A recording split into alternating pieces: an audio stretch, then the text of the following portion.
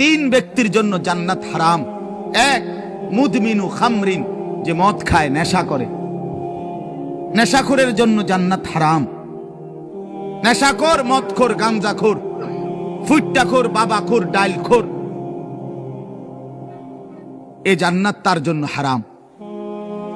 দুই নাম্বার হলো আকুল ওয়ালিদাইন, পিতা মাতার অবাধ্য সন্তান, মা বাপকে যে কষ্ট দেয়, মা বাপকে যে নাফরমানি করে, মা বাবার যে অকৃতজ্ঞ, মা বাবাকে যে জুলুম করলো, মা বাবার হক আদায় করলো না।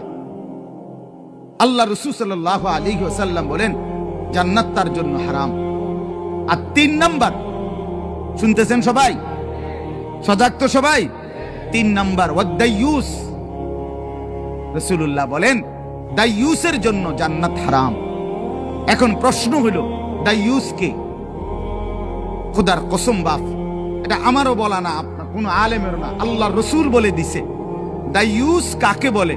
রসুল বলছে ওয়াদাইয়ুস আল্লাযী ইউকিররু আহলাহু আল খুবুস। দাইয়ুস বলা হয় ওই পুরুষকে, ওই ব্যক্তিকে যে তার স্ত্রী সন্তান পরিজনের জন্য গুনাহ, অশ্লীলতা, নাফরমানিকে স্বীকৃতি দেয়, মেনে নেয়, গ্রহণ করে নিছে।